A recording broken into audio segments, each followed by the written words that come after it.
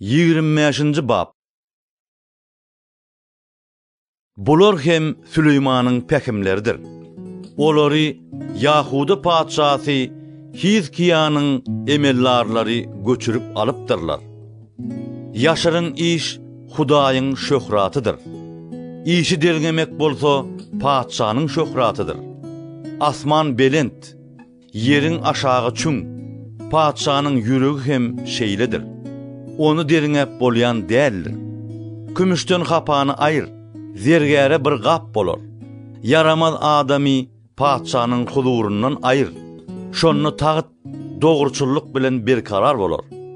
Padşanyň huzuruny özüňi ýokary tutma. Beýlekleriň ornuna durma. Çünki asyl zadalaryň öňüne kiçelmeginden emellaryň saňa töre geç diýmegi goýudur. Gözün gören zadyny derrew qaza getirme. Soňra ýakynyň seni utandyryny näme dersiň? Dawany ýakynyň özü bilen et. Başganyň syryny paş etme. Ýogsa eşden adam seni uýudy goýar. Hemişe yamanatly bolarsyň. Yerini aýdylan söz kümüş mejimeniň içinde goýulan altyn almaýarlyr. Dinleýän gulagy akyllaryň käýinji, tylla asyrgy we altyn bedegi ýalyr. Sadyk ilçi özüni iýerenler üçin orak wagtyna garyň salkynlygy ýalyr. Ol öz hojoýunynyň nepetini janlandyrar. Berilmedik sowgat bilen öwünýän adam ýagmyrsyz bulut we boş ýel ýalyr. Hökümdar sabır bilen yrylýandyr. Malaýym söz iň kütögüň hem aňyna ýetýändir. Bal tapdyňmy? Yeterlik iyi. Aşa düşüp gusaýma. Ýakynyň öýüne ýygy barmakdan ayaňy kes.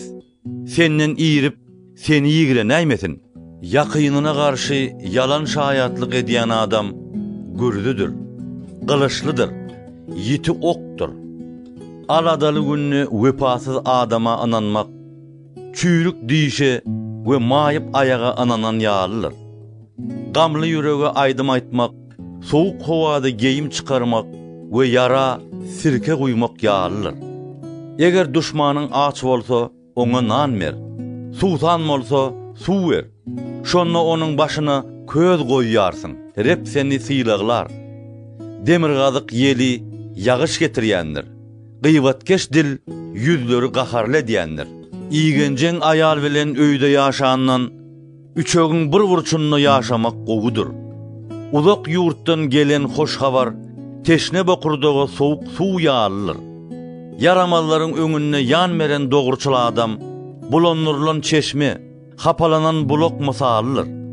Baly köp iýmek ýagşy däldir. Şöhrat parazlykdan şöhrat gözlemek gowy däldir. Özüni buýurup bilmeýän kişi diýwardyr galasy ýykylan şäher kimindir.